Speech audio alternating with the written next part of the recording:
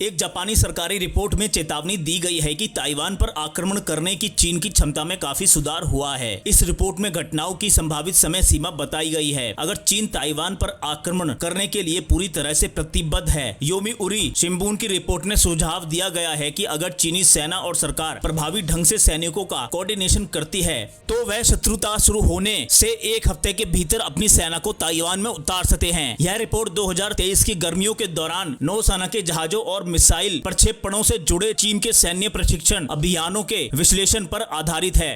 इस रिपोर्ट के निष्कर्ष में बताया गया है कि चीन की तकनीकी और ऑर्गेनाइजेशनल क्षमता में पिछले कई विश्लेषणों से कहीं अधिक सुधार हुआ है। रिपोर्ट में कहा गया है कि टोक्यो को सतर्क रहना चाहिए और ताइवान पर संघर्ष से बचने के लिए निवारक प्रयासों को बढ़ाना चाहिए। रिपोर्ट में यह भी कहा गया है कि चीन संभवतः स्थिति का फायदा उठाने के लिए तेजी से हमला करने की रणनीति पर विचार कर रहा है, इससे पहले कि अमेरिका को प्रतिक्रिया करने का समय मिले।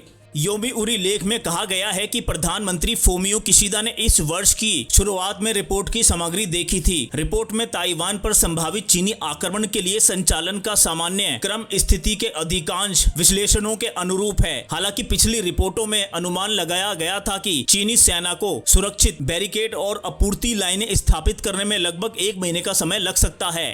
नई रिपोर्ट में एक बहुत अधिक जरूरी लैंडस्केप का वर्णन किया गया है। काल्पनिक आक्रमण लैंडस्केप में 4 मुख्य चरण शामिल हैं, जिनमें नौसैनिक नाकाबंदी, सैन्य सुविधाओं पर बमबारी, बैरिकेड स्थापित करने के लिए एम्फीबियस और हवाई हमला और अंत में उपकरणों और जमीनी बलों का सामूहिक परिवहन शामिल है। रिपोर्ट लिखने वाले विशेषज्ञों का मानना है कि उचित कोऑर्डिनेशन और मौसम की स्थिति के साथ चीनी सेना संभावित रूप से नौसैनिक नाकाबंदी लगाने के 4 से 5 दिनों के भीतर चौथा चरण शुरू कर सकती है। रिपोर्ट में यह भी उम्मीद की गई है कि चीन ताइवान में प्रमुख बुनियादी ढांचे और एजेंटों पर साइबर हमले करेगा ताकि भ्रम पैदा हो, संचार सीमित हो और ऊर्जा तक पहुंच सीमित हो। यह हाइब्रिड युद्ध रणनीति संभावित रूप से आक्रमण अभियान के महत्वपूर्ण शुरुआती दिनों के दौरान ताइवान की सरकार को पंगु बना सकती है। तो दोस्तों, इस खबर में इतना ही। जल्द मिलते हैं अगली खबर के साथ। जब तक के लिए जय हिंद, वंदे मातरम। अगर वीडियो पसंद आया हो तो वीडियो को लाइक, शेयर, कमेंट और चैनल को सब्सक्राइब जरूर करें।